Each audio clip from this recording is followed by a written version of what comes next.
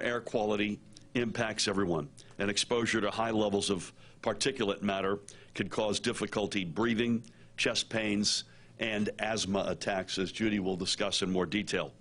Given the forecast for today, we continue to urge strongly all sensitive individuals, especially, meaning those with health conditions like asthma, heart disease, lung disease, as well as our kids, pregnant individuals, and seniors, all of the above, especially, to stay inside. Everyone should try and limit their time outdoors today and avoid strenuous activities. The most effective way to prevent breathing harmful particles from wildfire smoke is to stay indoors with the windows and doors closed. If you must spend time outside, please wear a mask, a good-fitting N95 in particular, and that will help limit irritation to your respiratory system.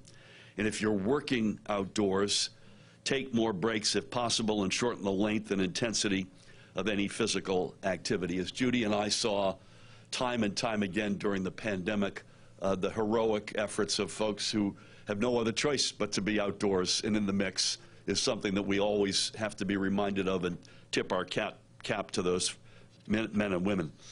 The state police and Office of Emergency Management, and Sean will refer to this, are distributing N95 masks to those who need them. In fact, first thing this morning, state police delivered masks to NJ Transit staff at multiple high-volume locations. So you can request an N95 mask from an NJ Transit customer service representative at the following locations: Newark Penn, right across the street, Atlantic City, Camden, Trenton, Secaucus, and Hoboken. And over the past couple of months, the Department of Health, under Judy's leadership, had already distributed HEPA units and filters to over, I believe, Judy, 1,800 schools and over 450 child care centers. Those were originally aimed at COVID-19 safety, but those will certainly be helpful on a day like today. So this morning at 7 a.m. in Jersey City, the air quality index was 226. In Central Jersey, it was 237, and in South Jersey, it was 285. Those all fall within the very unhealthy range, meaning the air quality poses a risk certainly to those who are vulnerable, but frankly to everybody.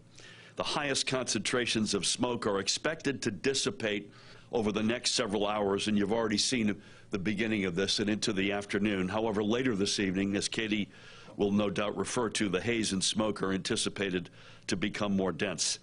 To get the latest updates on air quality in your area, as well as fire and smoke mapping, go to airnow.gov. airnow.gov. I was also going to dep.nj.gov yesterday, Katie, you'll be happy to know, and Paul. But airnow.gov, I think, is an all-encompassing good place for folks to go to. I mean, one last observation. If anybody has any doubts, this past couple of days and what we're going to be dealing with for the next few, climate change is here. And unfortunately, this is our new reality. That disturbing orange haze in the sky, that smell of smoke and that burning in our throats, those are clear warning signs that the status quo cannot continue. And it only hardens our resolve to aggressively pursue the bold action our climate reality demands. In the meantime, we have no choice but to take precautions on days like this. So please, again, stay inside if you can, especially if you're in a high-risk group. With that, please help me welcome the woman who needs no introduction, the Commissioner of our Department of Health, Judy Persichilli. Thank you. Thank you, Governor. Good morning.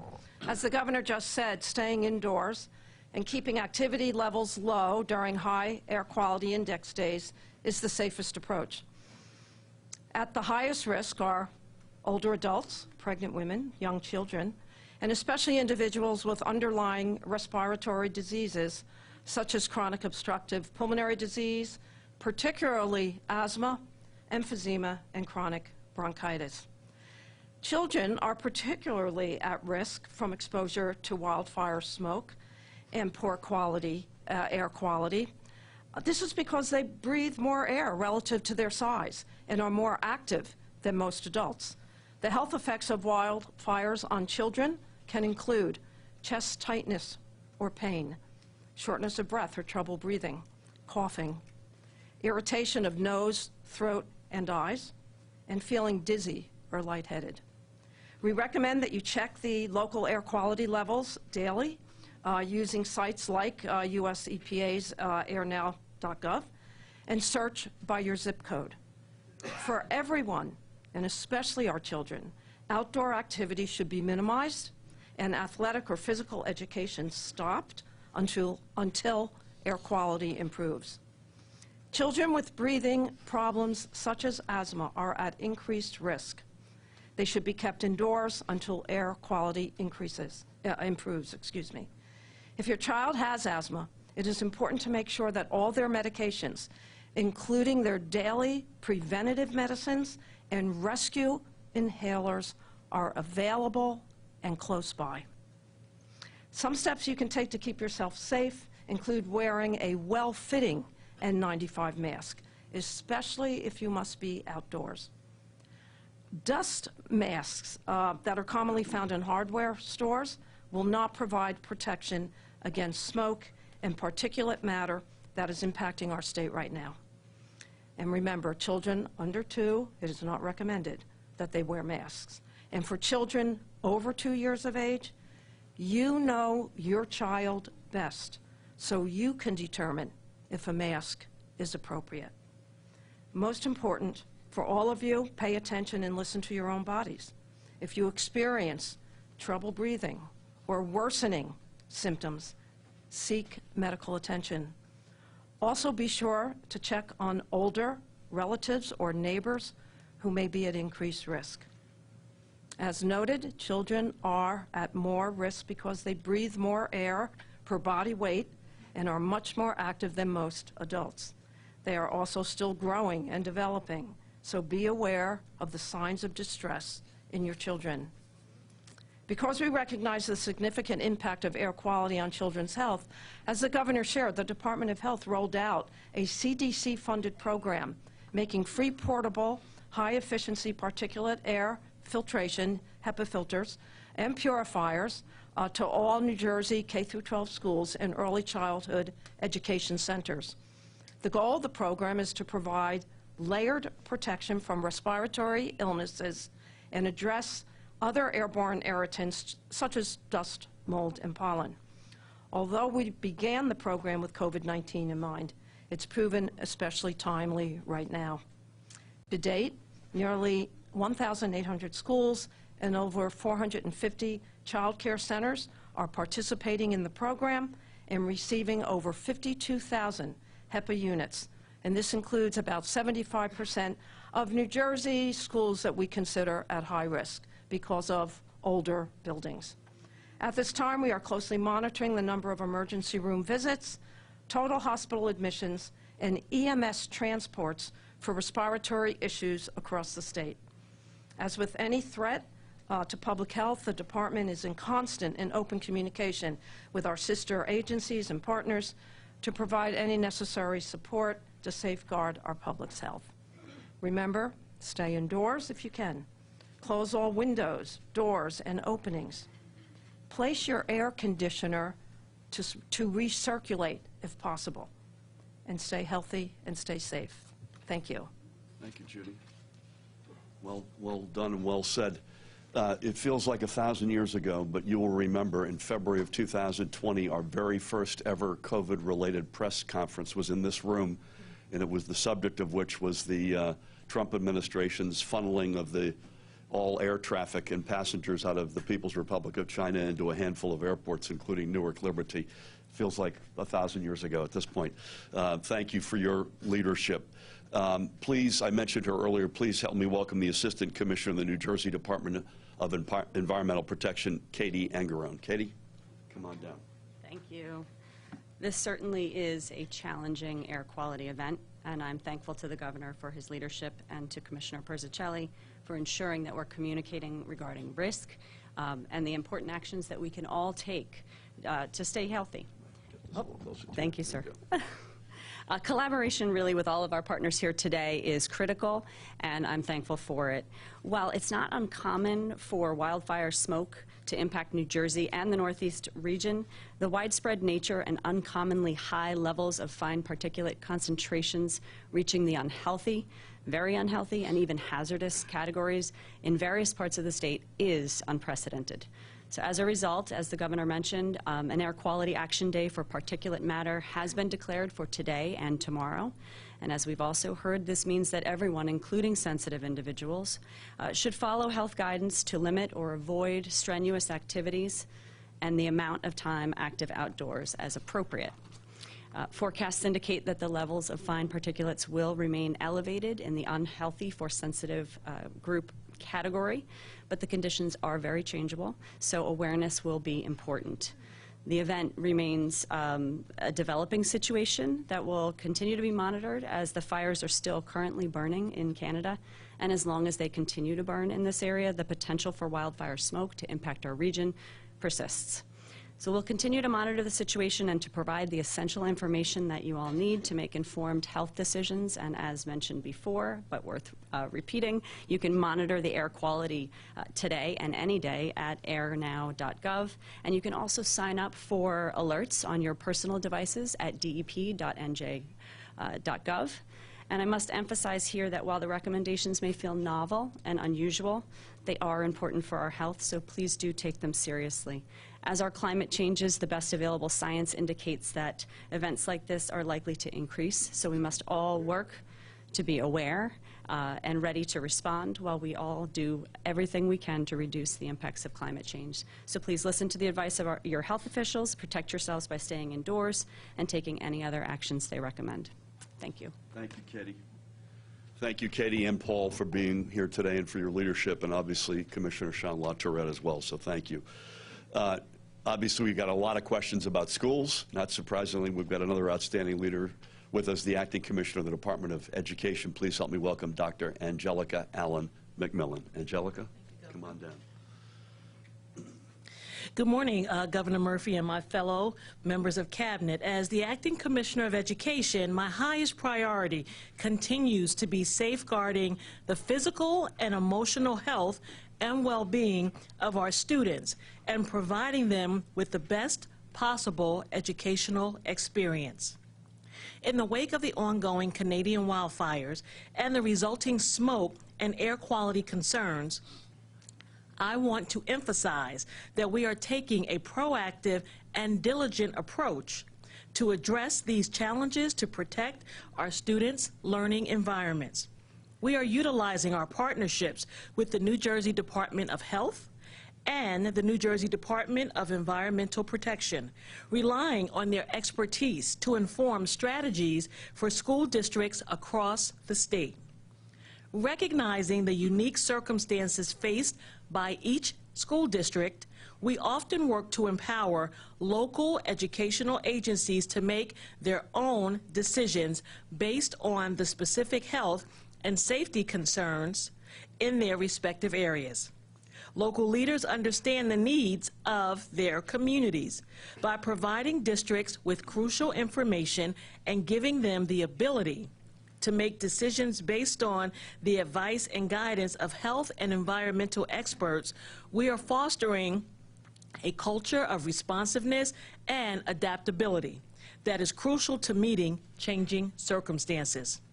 That is why yesterday we shared information with school districts about current conditions and expert guidance detailing how to address and respond to poor air quality, including recommendations to limit outdoor activities on behalf of children who are more vulnerable than many adults to the effects of this air.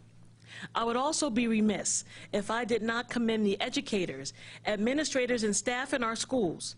They remain instrumental in implementing safety protocols, altering schedules, and adjusting learning options when necessary. Their commitment to our students' well-being is truly remarkable, and I am proud to work alongside them. Our ongoing collaboration with the Department of Health and the Department of Environmental Protection ensures that school districts have access to the latest information and expertise necessary to evaluate the air quality conditions and make informed decisions. I would like to once again thank Governor Murphy for your leadership Together with our dedicated educators and staff, we will continue to navigate challenges and provide the best possible learning spaces for our 1.4 million students. Thank you, Governor. Thanks, Angelica. Angelica, thank you. And I mentioned the folks who work and have no other choice, and on that list you'd have educators who are out there, hopefully all of them, if not most all of them, indoors with the precious children in our state. If Pat Callahan were here, he could not be with us today, he would absolutely emphatically agree that the secret weapon, the hero behind the curtain at so many different dimensions of the COVID pandemic was our next and final speaker. Please help me welcome the Lieutenant Colonel of the New Jersey State Police, Sean Kilcommons. Sean? Thank you, Governor. Thank you, Governor. I feel like I'm the guy to replace Derek Jeter on the Yankees, stepping in for the Colonel. Our State Emergency Operations Center at the Rock was activated earlier yesterday and has been activated to a level 3, which is enhanced monitoring. They remain in connected with the National Weather Service to assess the impact of the smoke on New Jersey and continue to monitor the conditions across the state. We're actively coordinating with many state and federal partners, such as New Jersey Department of Health, the New Jersey Department of Environmental Protection, and the Federal Aviation Administration, along with the Port Authority of New York and New Jersey, and along with New Jersey Transit. The state police and OEM have offered available state resources to assist our local, county, and state law enforcement partners across the state, as well as resources to the 21 state OEM coordinators. As the governor mentioned earlier, at 4 o'clock this morning, we made available N95 masks to 6 locations across the state, and I'll go over those locations again. It's Newark here at Penn Station, Hoboken, Secaucus, Trenton, Camden, and Atlantic City. New Jersey Transit staff will distribute those masks, and please ask if you need a mask, ask for one. We will replenish the supplies if they run out, and they'll be available. Again, we'll continue to monitor this event. We have a great working relationship with the Department of Health. It's their game. We're just there to support them in a OEM role. Thank you. Thank you, Sean. Sean, I was at Jeter's last game. It was in Boston, and the pinch runner for him, which I always found humorous, was Brian McCann, who was the slowest Yankee. He came on as the, and you're no Brian McCann. You are a star. So thank you all for your comments. We'll take a few questions if you have them. Please. Can you give us an update on the wildfires in New Jersey, and is that impacting air quality as well? It is not, largely speaking. We had a significant occurrence last week in South Jersey, and I spoke with the mayor and a number of other officials. It was bad at one point. It was bad enough that they closed, I think, 25 miles of the parkway. And I drove through there a day or two later, and it was still hazy. But that is largely not only under control, but that's largely in a good place. This is overwhelmingly the Canadian fires. Please. Two things. Are we seeing any signs of harm, like rise in ER visits and so on? And second, are there things that people are required to do, like driving less to cut emissions, or are these things that we should consider to do in the future? Yeah, on the former, and Judy will correct me if I'm wrong here, there was some anecdotal suggestion that ER visits were up. We don't think empirically that we've found evidence of that. But Judy, I think you mentioned this. You and I spoke before this. I know you mentioned it then. There is a significant increase in folks with asthma-related incidences. Is that fair to say? Yeah. Any more color on that you want to add? Yeah, we're monitoring, obviously, all respiratory illnesses, and we did notice yesterday 143 individuals seeking care for asthma-related problems, which is the highest number that we've had on average in the last 2 months. You may recall 2 months ago we had the significant pollen situation, which you know impacts the respiratory system, and since then it's been pretty steady until yesterday. Thanks. On the second question, if I may, we're not so-called, for the most part, requiring people to embrace certain behavior, but we're strongly suggesting across the board, Angelica mentioned this, if you're a kid in school, we really don't want you outside doing outdoor extracurricular activity. If you're vulnerable in any way, you shouldn't be outside. If you are, you should be wearing a mask. No need, at least at this point, to require that behavior. There are exceptions. Paramel Garg and I were concerned yesterday, late afternoon, by images we saw on the George Washington Bridge, Staten Island, as I recall, as well. The Port Authority implemented, at least yesterday, a 30-mile-an-hour speed limit on their bridges for the very simple reason the visibility was so poor. Less about polluting less, more about we couldn't see a foot in front of you. Please. Commissioner, as someone who has asthma, I always carry a rescue inhaler on me, albuterol. Not everyone in the state of New Jersey who has asthma has access to that albuterol at a moment's notice.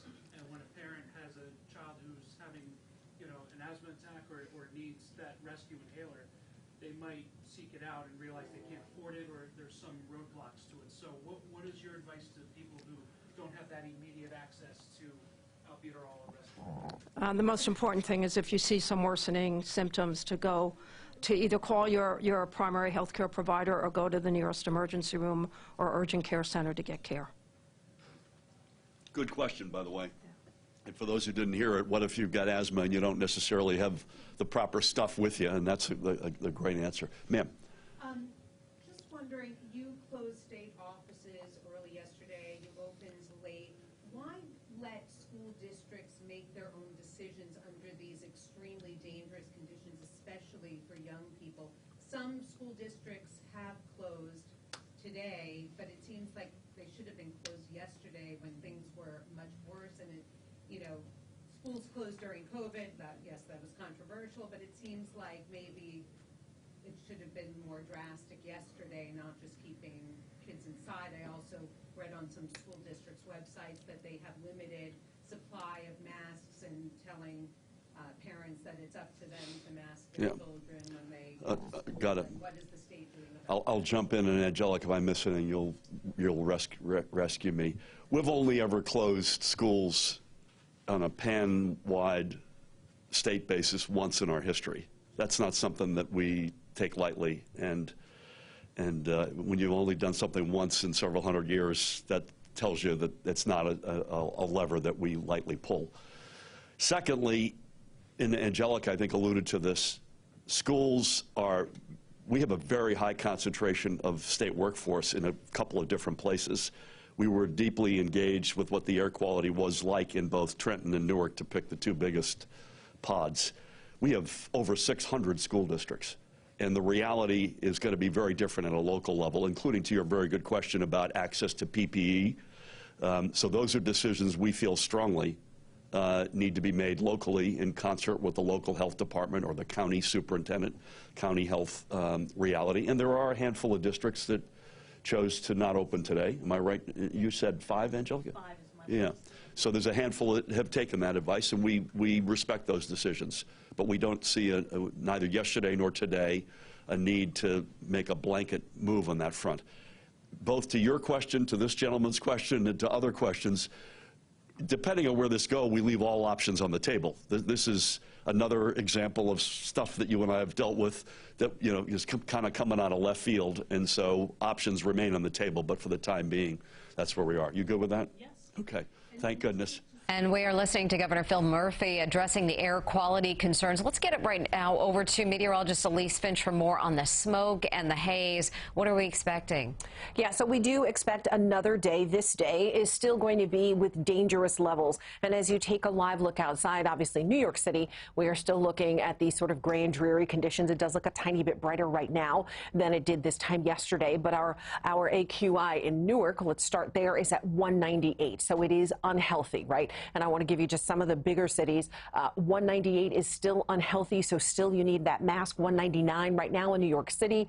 So the air quality index numbers are still showing us that we're in a dangerous situation right now. That will be the case really throughout the day. As you take a look at the color key, it lets you know that really good, which is where we always want to be and where we usually are, is a number that is 50 or lower. And that's usually where we are. Obviously, right now we are in the unhealthy range here, 151 to 200, but we spent a good chunk of yesterday above 200 in the very unhealthy and hazardous range. We do have an air quality alert that remains in effect across the tri-state area until midnight tonight, and we're also on red alert because of that, Mary.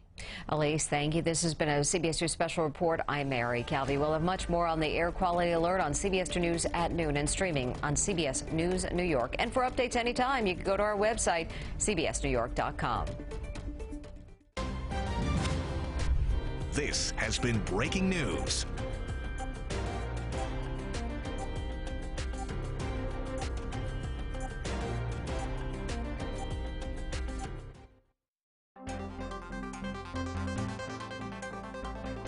Here's what On Your Corner, In Your Corner means to us. A promise to you, we'll show up. Would you miss this place if it closed?